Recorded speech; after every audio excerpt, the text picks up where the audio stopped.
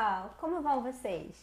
Bem-vindos ao vídeo número 2 da série do Se um Viajante numa Noite de Inverno. Esse livro aqui maravilhoso do Calvino, um dos meus romances preferidos. Como eu já falei para vocês no vídeo 1, vamos pensar nesse livro então como um livro romântico, diferente de tudo que vocês já viram, misterioso e também muito engraçado.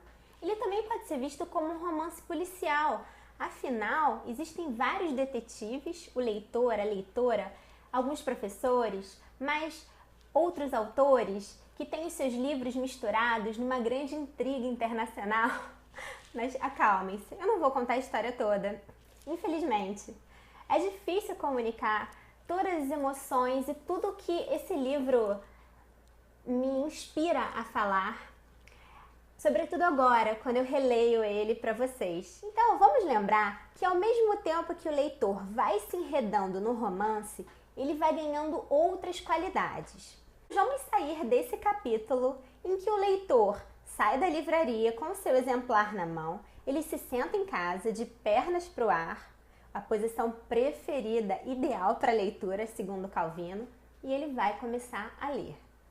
E o que ele vai encontrar? Ele vai encontrar um personagem, um viajante, que está numa estação ferroviária, numa noite fria de inverno, uma noite brumosa, não apenas pela fumaça dos trens, mas também pela fumaça dos cigarros. Nessa época ainda se podia fumar nas estações e dentro do bar dessa estação específica.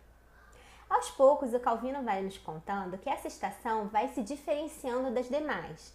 Ela vai ganhando personagens, vai ganhando moradores, vai ganhando intrigas, romances, relações, rompimentos de relações. Esse romance é o que ancora todos os outros. Ele é o romance do Calvino, é o romance interrompido.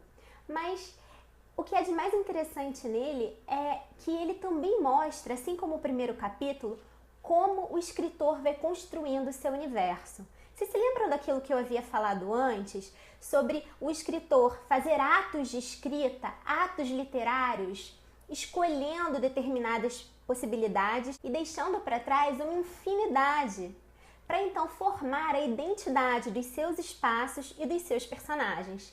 Isso que há de mais fascinante nessa leitura. Eu gostaria muito que vocês prestassem atenção, sobretudo nesse primeiro capítulo. É fantástico, é uma aula de como escrever um romance. Esse viajante está dentro de um bar, então o Calvino começa a nos contar sobre as relações entre essas pessoas e o viajante está inquieto. Por quê? Ele deveria passar despercebido. Ele deveria chegar na estação, trocar de mala com um outro viajante que carregaria uma mala idêntica dele, no meio daquele burburinho, daquele tráfego de pessoas apressadas dentro daquela estação. Mas o que acontece? Ele se atrasa por um pequeno problema ferroviário. O trem dele chega 5 minutos atrasado e o personagem da organização dele, com quem ele deveria trocar de bagagem, não está mais ali. Então ele entra e sai do bar várias vezes, enfia moedinhas no telefone público, nessa época não existiam celulares, e ele não consegue falar com a pessoa que o esperava. Ele não consegue contato com a organização e muito menos com o tal do Jean, esse personagem que nós vamos descobrir lá mais pro finalzinho dessa história interrompida. Então as pessoas no bar começam a apostar quem vai chegar primeiro. Será que é o médico? Será que é o delegado? E enquanto as pessoas fazem essas especulações, o viajante começa a se encantar por uma outra cliente do bar. Ela é moradora da cidade, é divorciada, tem uma beleza ainda bastante evidente, apesar dela beirar os 40 anos, e ela é vendedora de malas e de peles.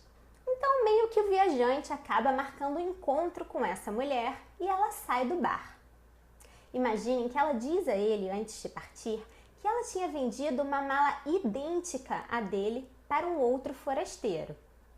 Então, o viajante começa a ficar um tanto quanto suspeitoso, mas a promessa do encontro o motiva. E quem é que chega primeiro ao bar? É o delegado.